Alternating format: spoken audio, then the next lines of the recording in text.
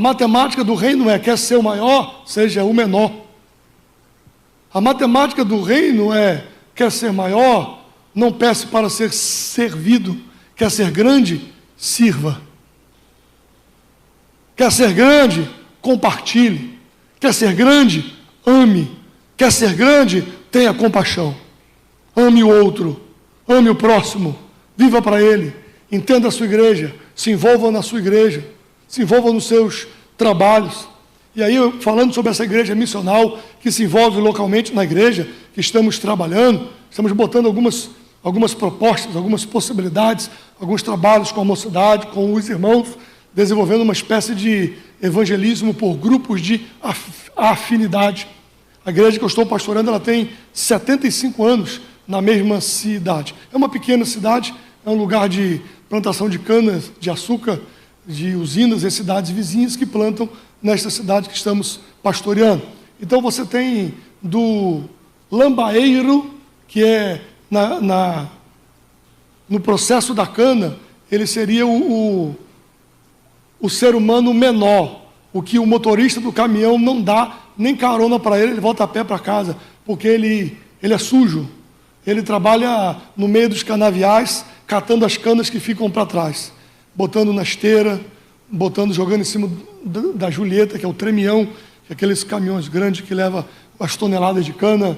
Parte da cana é mecanizada, parte da cana é corte à mão, e o lambaeiro que está lá sozinho. Então você está pastoreando desde o lambaeiro, que eu sentei com um rapaz no gabinete e, pastor, preciso falar com o senhor. Pois não. E eu perguntei para ele, qual é seu nome? Qual é a sua idade? Congrega onde? Tal congregação, pastor? Congregação lá no meio do canavial. Muito bem, meu filho. Está trabalhando? Estou sim, senhor, pastor. Está trabalhando com o quê? Eu sou o lambaeiro. Eu não tinha ainda encontrado pessoalmente, não estou há muito tempo na cidade, um lambaeiro. E aí Jesus falou no meu coração, e aquele jovem estava muito triste com as coisas da vida, e Jesus falou no meu coração que era para eu dizer para ele que na casa de meu pai tem lugar para ele também. E que mesmo que os caminhões, os motoristas de caminhão não deixassem ele subir, trabalhando a noite toda, porque ia sujar o caminhão, ia ficar aquele cheiro azedo de cana dentro do caminhão, ele tinha que voltar a pé, quilômetros, quando a trombeta soar, quando o seu nome for chamado. Não importa se você é o administrador da usina, não importa se você é o dono dela, não importa se você é o cortador de cana, o que importa é se o seu coração ama a Jesus. E você precisar ouvir, e a compaixão faz com que você ouça Ele. Ninguém quer ouvi-lo, ninguém quer saber a história dele. Ninguém! E você precisa fazer assim: senta aqui, meu rapaz, me conte a sua história. Isso é compaixão. E nós criamos alguns projetos de evangelismo, de afinidades, como se fossem pequenos grupos, mas jovens evangelizam jovens, adolescentes, irmãs e irmãos. Desenvolvemos o departamento de homens para fazer visita na casa de homens que não estão vindo mais para a igreja. Por que não veio? Sente falta. Você usa o grupo de WhatsApp para mandar piada, para mandar bom dia, boa tarde, boa noite, para mandar vídeo engraçado, para mandar o que não deve, para disseminar contenda, para disseminar falsidade, para disseminar mentira, está tudo nas redes sociais. Então usa o grupo de WhatsApp. Chegou da escola dominical em casa, ou chegou e não viu fulano, manda um zap para ele: rapaz, senti sua falta hoje. Uma mensagem de WhatsApp: cadê você na escola dominical hoje? Ah, eu não pude ir porque eu estou em tal lugar. Viajou. Então você já sabe, estarei orando pela sua viagem. Começamos a criar esse projeto de ir nas casas dos irmãos que têm os seus comércios, que hora que você pode receber, que hora que você pode ir, voltar àquilo que nós sempre fizemos, a Assembleia de Deus. É isso, voltar ao que nós sempre fizemos, um por um. Cada um dá testemunho da sua vida de fé, daquilo que Jesus fez por você. Seu colega de trabalho, seu colega da faculdade, de você saber chamá-lo para vir para a igreja, chamá-lo para assistir um culto. Rapaz, vai ter um culto especial lá na igreja, lá nós vamos vamos comigo, esse negócio de igreja, está por fora, mas uma hora você vai falar com ele, uma hora ele vai acordar de manhã com um vazio tão grande no coração, uma tristeza na alma que ele não sabe o que preenche, ele vai se levantar, ele vai se lembrar, eu tenho um colega que é crente. Eu tenho um filho de 15 anos, e às vezes eu estou em casa, eu fico ouvindo ele jogar, né? Eu não sou daqueles que acham que todo jogo é ruim ou que é pecado, é uma forma do divertimento atual da juventude. Então ele joga online com alguns amigos dele, mas eu sei quem são os amigos, e eu controlo que ele acessa o que deve de acessar pelo programa da família. Mas eu ouço que meu filho está jogando, mas ele é crente no jogo. Ele é crente no jogo, ele não xinga, ele fala para os meninos, está jogando, montando um negócio lá, e está falando de Jesus para os garotos. Rapaz, eu tenho que sair daqui a meia hora porque eu tenho um culto hoje. Aí eu sei que os meninos perguntam por causa da resposta. Aí perguntam para você, o que é culto? Que eles não são crentes. O que é culto? Fala, aí ele vai jogando e respondendo, culto. Culto é o lugar que os crentes se reúnem para juntamente adorarem a Deus. Aí pergunta, como é que é adorar a Deus? Rapaz, lá a gente canta, a gente ora pelo outro irmão, a gente ouve Deus falar no nosso coração, a gente participa da comunhão dos outros, e ele está jogando. E eu fico ouvindo, às vezes eu estou na sala ou no meu escritório preparando uma coisa, eu fico ouvindo ele conversar. Aí um dos amigos dele ligou para ele e ele, pai, vamos orar por fulano, pai. Falei, mas por quê? Quem é esse fulano? É o meu amigo que eu jogo com ele está com um problema na casa dele, e ele me escreveu, disse assim, Dudu, Eduardo Júnior, você é a pessoa que eu conheço mais próxima de mim que conhece Deus. Peça a Deus pelos meus pais. Eles moram em cidades diferentes. Esse menino começou a ir na igreja. Encontrou amigos crentes no colégio e perguntou assim, você é crente que nem o meu amigo Eduardo, é? Aí o rapaz, quem é Eduardo? Porque era amigo online dele. E aí esse menino começou a ir para a igreja, está indo para a igreja, está ouvindo a palavra de Jesus. Sabe o que é isso? É você, na mesma faixa etária. Nós precisamos redespertar a igreja a fazer isso. Na mesma faixa etária, no seu trabalho. Seja você faxineiro, seja você um juiz, seja você um gari, seja você como as mulheres de antigamente que lavavam roupas na beira do rio, batendo roupa na pedra, cantando hinos, e para Sião eu vou agora, e vai cantando, e vai batendo a roupa, e a outra vai olhando do lado, e diz, você é crente? É? Como é que é esse negócio de crente? Aí você vai dando testemunho. Nós precisamos urgentemente recuperar essa compaixão.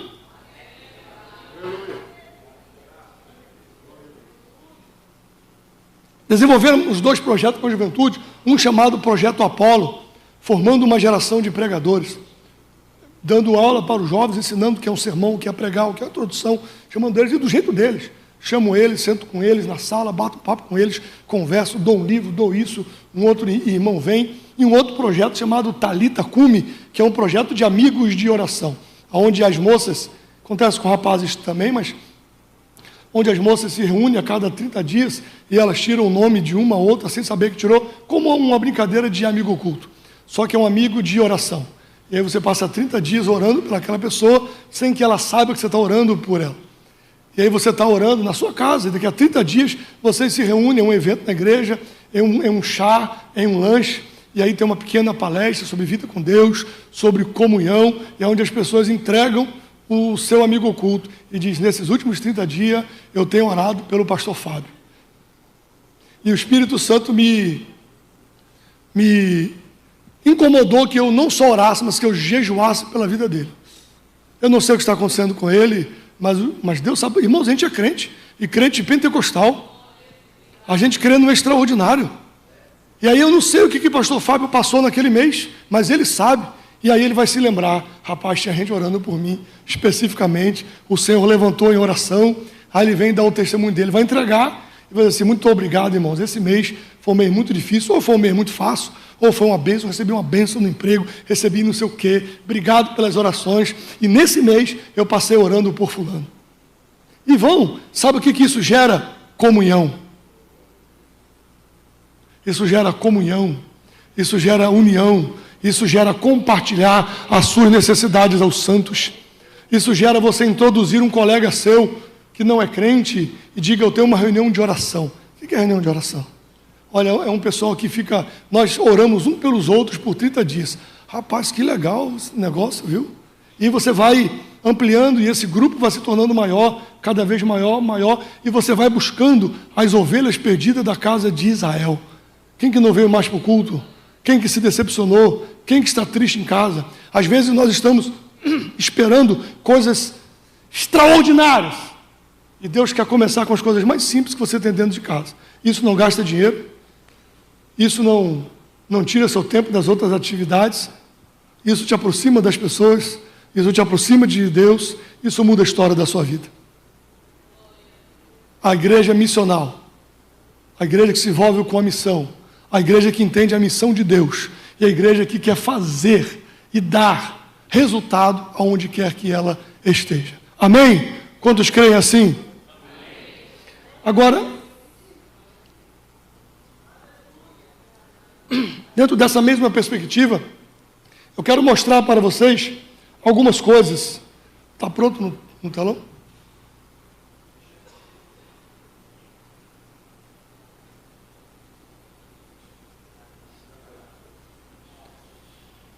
Deixa eu abrir aqui para eu não me perder na...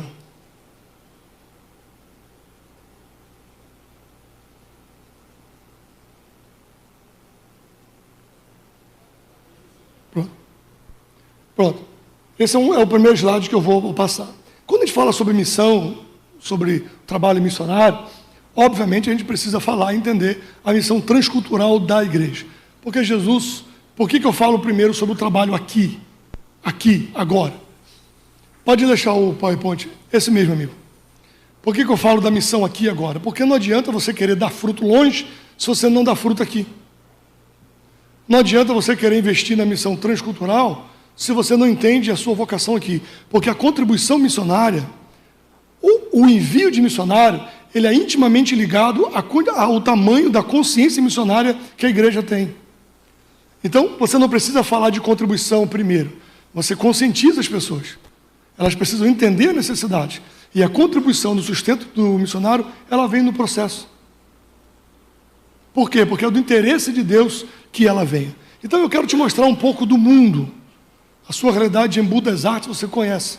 Mas eu quero te mostrar um pouco do mundo, dessa fé globalizada. Bota na tela, meu amigo, por favor. Aquele mesmo PowerPoint que estava.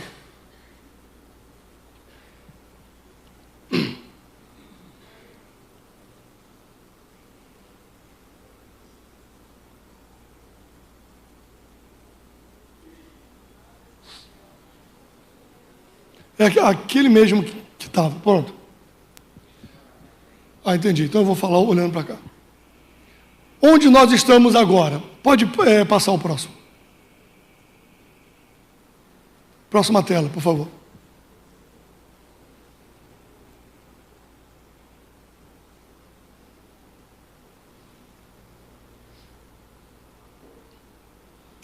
Existem religiões majoritárias no mundo. Então aí é o mapa mundi. E existem as religiões majoritárias no mundo. O azul são oficialmente cristãos. Mas aí quando a gente fala cristãos, a gente fala de protestantes, ortodoxos, católico, romano, espírita, testemunho de Jeová, mormon, todos que de alguma forma citam Jesus, nas pesquisas entra como cristianismo. Então você tem toda a América, do norte, centro-oeste e do sul. Você tem o sul do continente africano, você tem toda a Europa e aquele grande azul, a Rússia. Você tem o verde, que é o Islã. Você tem o amarelo, que é o hindu. Você tem aquele roxinho ali, que é a China e a Mongólia, que teoricamente são ateus ou não cristãos, ou não religião professada, pelo menos teoricamente. E você tem o budismo naquele laranja. Essas são chamadas de religiões majoritárias no mundo. A gente sabe que dentro daquele sul, no continente sul-africano, na parte sul da África ali, você tem muito há animismo, muito islamismo sincrético. A gente sabe que na nossa realidade de cristão, você tem, a maioria são cristãos nominais, que misturam-se com práticas pagãs e etc, etc. Então, não quer dizer que não precisam ser evangelizados, precisam ser evangelizados. Vocês parece que ontem ouviram uma palestra de Janela 1040, né, se eu não me engano, não foi isso? Falou de alguns países, é mais ou menos esse retângulo que pega dessa parte verde até a China. Eu tenho uma amiga missionária que é missionária na Mongólia, que é aquele último paizinho ali entre a Rússia azul e a China roxo, lilás. Então, aquele pequeno país ali, a Mongólia, nem tão pequeno assim. E eu tenho uma amiga que ela foi missionária, está como missionária lá há muitos anos. Nós estudamos juntos, ainda solteiro, e ela é muito engraçada as histórias que ela conta, porque a língua mongol é uma das línguas mais difíceis de se falar do mundo, muito difícil. E ela não podia entrar na Mongólia como missionária. Ela é da Assembleia de Deus de Madureira, no Rio, e é afiliada ao WEC International, que é chamado no Brasil de Missão Amém. E ela, como ela é formada em contabilidade, uma organização missionária na Mongólia contratou ela como contadora para que ela pudesse ter o visto para entrar no país, porque não dá visto religioso. Então lá, como ela entrou para trabalhar como contadora nessa organização, mas o trabalho regular dela era o trabalho da evangelização, da missão, e um período de aprendizado de língua. Passou mais de um ano para aprender essa língua. E é interessante que Eliette, por exemplo, Eliette é negra, como se diz, Eliette é preta. E nessa região está muito longe da África, e é um país isolado. Então não tem negro. E ela disse que era muito engraçado na questão, e isso serviu para que ela testemunhasse de Jesus, porque as pessoas iam para ela perguntar o que ela era. E as crianças, todo respeito, viu, irmãos? Estou contando a história que acontece lá, não estou fazendo nada de discriminar ninguém. As crianças corriam até ela, por favor, pastor Fábio, preste a sua mão aqui, ia até ela e ficava assim, ficava esfregando o braço dela para ver se a cor saía, porque eu não conhecia ninguém de cor, na vida. Fazia acidente de trânsito, os carros paravam. Aí ela conta quando ela foi no cabeleireiro pela primeira vez, a cabeleireira não sabia o que fazer com ela, porque eu nunca tinha visto o cabelo como era o cabelo dela. Simplesmente não sabia encostar a mão, porque eu nunca tinha visto. E aí perguntou para ela: o que é que você está fazendo aqui? Aí ela disse: eu vim aqui porque Jesus mandou. Aí o que era um encontro que podia ser constrangedor, transformou-se em portas para o Evangelho. E ela dizendo: Jesus me salvou, mudou. E aí perguntam para ela: quem é Jesus? Mas o que faz você sair e vir para cá, para pessoas tão diferentes de você? Aí ela diz: o amor de Deus. E está lá há quase 20 anos fazendo um trabalho extraordinário para a glória do nome do Senhor Jesus. Então, você tem... Aí vamos para outra tela. Cristãos no mundo.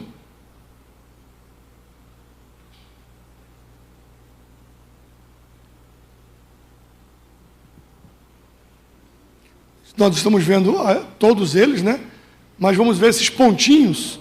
Esses pontinhos são lugares com maior concentração de cristãos. São esses pontinhos azuis. Então você percebe que há uma concentração, né? Você tem uma concentração ali no litoral da América do Sul, subindo para a América Central,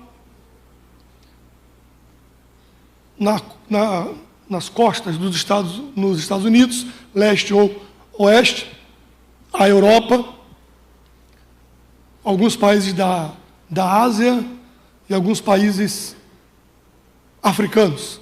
Você tem concentrações. Outra tela, onde estão concentrados os muçulmanos no mundo.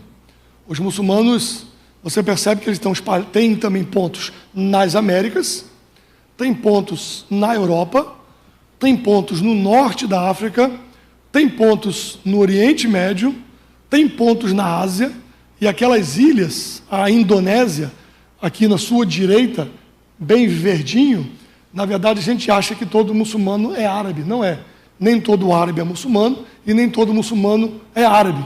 A Indonésia é um país asiático, por exemplo, e é o maior país do mundo, é o maior país islâmico do mundo em número absoluto de habitantes. Então, você tem ali a Indonésia, você tem a Malásia, então você percebe que o Islã se expande, e o Islã, você tem a Turquia, né? A Turquia ali já nas costas do mar Mediterrâneo, que vai fazer a entrada da Ásia, ou que a Bíblia chama de Ásia Menor, ou as 7 igrejas do Apocalipse. Ele hoje é um país majoritariamente muçulmano. E a Catedral de Santa Sofia, por exemplo, que era uma igreja, hoje é uma realidade muçulmana que toma conta dela. Na outra tela você tem budistas no mundo.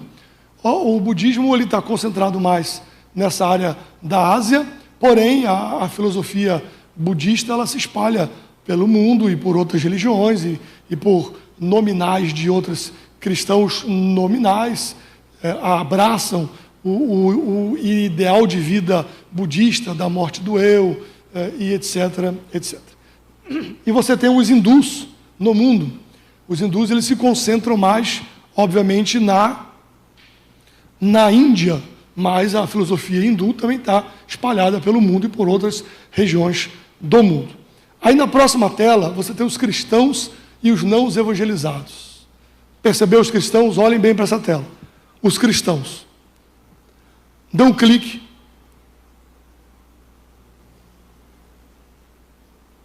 Os não evangelizados. Volte. Cristãos. Prossiga. Não evangelizados.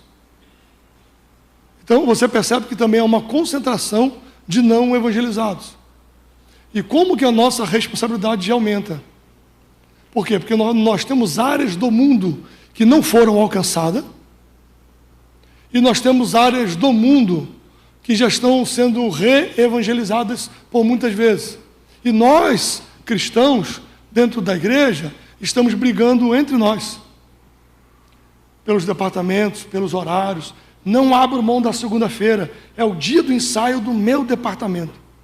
Não abro mão. Aqui em Budas Artes não acontece isso não, né, pastor? Aqui eu tenho certeza que não acontece isso. Só lá na minha região. Não, mas esse é o horário do meu conjunto ensaiar. Não, essa é a minha hora. Não, eu assim, então, rebu danado. Aí tem que vir o pastor, apaziguar o negócio. Tanta coisa para fazer no mundo, com tanta coisa para resolver, e fica resolvendo briga de crente buchudo, de menino buchudo. Uma vez numa igreja que eu trabalhei, não faça isso que eu vou dizer não, viu? Uma vez numa igreja que eu trabalhei, todo final do culto, todo domingo, eu tinha que resolver um problema em determinado departamento.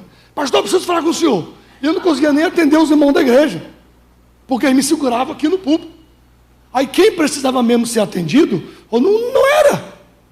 Todo o culto era aquele mesmo pessoal. Porque fulano não sei o quê, porque fulano desligou o som, porque fulano aumentou demais, porque o som da minha guitarra não aparece, quando eu pego o microfone, meu microfone está desligado, ele não gosta de mim. Eu estou sendo perseguido, olha, era uma coisa infernal. Um dia eu me invoquei, pessoal da mesa de som, Deus te abençoe, sonoplasta. Senhor te ajude na caminhada. O pessoal da mesa de som e tal, e não sei o quê, e bota a mesa digital, e tira a mesa digital, e a mesa digital só um que sabe ligar, o outro não sabe, aí ele não chega na hora do culto, e o ensaio, e a irmã diz que ele não vem, e olha, era um troço. Não, pastor, ele está desligando o cabo dos amplificadores para quando for eu para trabalhar na mesa, está desligado e eu ficar que nem um doido e para o senhor se aborrecer com a gente. Aí eu pensei comigo, não é possível, são tudo crente, não estão boicotando o culto do Senhor. Isso não é possível, eu estou lidando com crente. Olha, eu sei que um dia eu me aborreci. Ele veio falar comigo, eu falei, chega, eu não quero ouvir mais nada. Aí eu disse para ele assim, Um bando de homem velho, sem cabelo na cabeça. Eu falei mesmo para ele, o senhor não tem vergonha não? Seu filho é um dos músicos. Está aí ouvindo aqui todo dia isso. Vocês não tem vergonha não? É porque não sei, me dê a chave. Me dê agora. Me dê a chave do som. Não, mas aí quem vai ligar? Eu falei, não interessa. Meu pai fazia culto sem som. Me dê a chave. Não, me dê a chave agora. Mas eu ia devolver, sabe? Só queria que eles sentissem um toque, assim, se perdoassem, né? Fizessem as pazes entre eles. Se não fosse Jesus, pelo menos a chave do departamento, faria eles abrirem mão e, né? Ô irmão, me perdoe. Essa era a ideia. Mas que nada. Me enganei. Aí, comendo.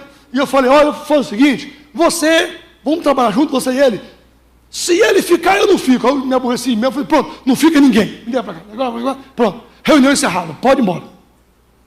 Eu tenho toda a paciência do mundo com jovem, novo convertido, obreiro, crente velho, perturbando o meu juízo. Não.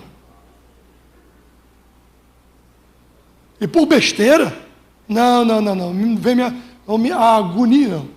Aí, próximo culto, estavam todo mundo lá, sentado, para ver eu quebrar a cara perante a igreja que não ia ter som, olha. Achando que eu nasci ontem. Achando que eu nasci ontem, ou que eu sou pastor porque eu não tinha o que fazer na vida. Isso já resolvi durante a semana mesmo. Quando eles chegaram, tinha um profissional na mesa, meu amigo pessoal, o som, um CD na igreja. E os irmãos viram que o problema é eles. Aí vieram depois, ô pastor, o senhor perdoa a gente? Só que não, perdoado. Eu quero que vocês se perdoem entre vocês, sejam crentes e entrem no céu. Tá certo, pastor? Tudo bem, pode ficar aí e tal. O senhor vai devolver a chave para a gente? Nunca mais.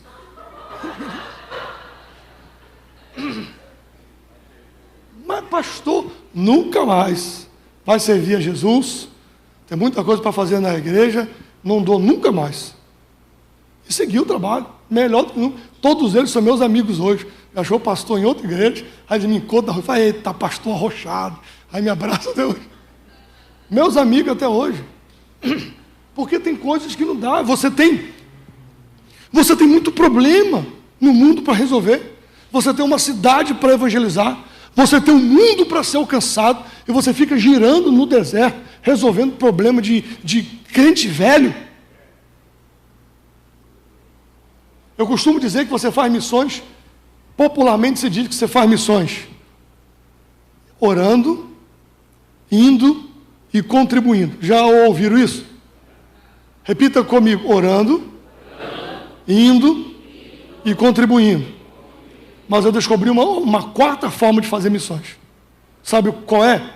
Não atrapalhando. Meu irmão, você não quer orar. Você não quer contribuir, você não quer ir, tá bom, um direito seu, mas não atrapalhe. Fique quieto. Não atrapalhe, não se meta no meio do caminho, não fique na frente, não impeça o avanço da igreja, não impeça os trabalhos da igreja. Não, eu não concordo com esse negócio. Tá bom, mas outros concordam. Então, fique na sua, e vai dar tudo certo, em nome de Jesus. Então, próxima tela que eu já estou para encerrar. São porcentagens dos não evangelizados por países. Quanto mais escuro, menos evangelizados você tem nesses países. Então você tem esses mais escuros, vai de 65% a 100% da religião majoritária do país, no caso do Islã, nesses mais escuros. Próxima tela. Pode dar outro clique. Nós já vimos essa tela.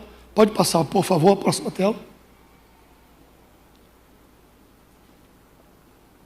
Eu poderia fazer esse mapa de outros lugares do mundo, mas estamos fazendo da Ásia.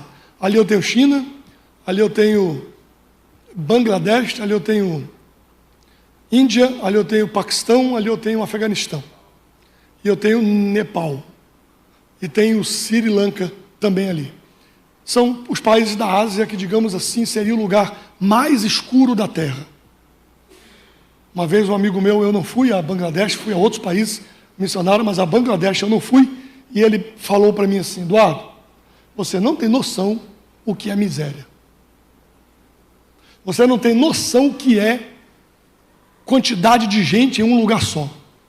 Aí ele me deu um exemplo, mais perto de mim, lá. Eu assim, por exemplo, o estado do Ceará, você consegue visualizar o mapa do Brasil, o estado do Ceará? É um dos maiores estados do Nordeste brasileiro, o estado do Ceará. Não é maior do que a Bahia, claro, mas está lá o Ceará. O Ceará tem mais ou menos 11 milhões de habitantes.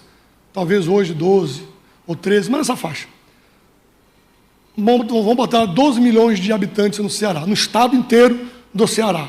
Isso é a população da Grande São Paulo, mais ou menos. O estado todinho do Ceará tem 11 a 12 milhões de habitantes. É você pegar a população brasileira de 203 milhões de pessoas e colocar dentro do estado do Ceará. Isso é Bangladesh. Você tem mais de 200 milhões de pessoas num espaço de terra do tamanho do estado do Ceará, mais ou menos. Então não tem nada. Não tem rio limpo, é tudo poluído, não tem lugar para estender roupa, é por lá de fora, de prédios, trabalhos escravos, confecções, empresas, indústrias que compram mão de obra barata lá para produzir as suas roupas e a gente compra do lado de cá, que gente que trabalha direto, não existe feriado, não existe férias, não existe nada. Trabalho semi-escravo, está lá, está aí. Dê um próximo clique, por favor. Então, os povos em milhões nesses países, pode passar. O texto de Mateus 24:14 diz: este evangelho do reino será pregado para testemunho de todas as gentes, então virá o fim. Não vou entrar no mérito da questão da discussão teológica do que é esse fim, se o fim é após-grande tribulação, se é antes da grande tribulação, se é o fim do milênio. Não vou entrar nessas discussões, tenho as minhas opiniões, mas isso não importa. O que importa é que o evangelho tem que ser pregado. E o que importa é que sobre nós pesa essa responsabilidade. A própria Santa Ceia nos ensina, porque todas as vezes que comerdes este pão e beberes o cálice do Senhor, toda vez que comeres esse pão e beberes este cálice, anunciais a morte do Senhor até que Ele venha. Então qual é o nosso trabalho? Fazer, anunciar, pregar. Até quando eu tenho que fazer isso? Até que Ele venha. Mas hoje de novo, e amanhã de novo. Enquanto você tiver vida, você vai anunciando. Cada geração é responsável pela sua geração. Meu pai já terminou a jornada dele, meu pai já está no céu, eu preciso continuar. Se Jesus não voltar até eu envelhecer e morrer, meu filho tem que dar continuidade, meus netos têm que dar continuidade, e cada geração tem que dar continuidade à pregação do Evangelho, porque este Evangelho terá que ser pregado para testemunho de todas as gentes.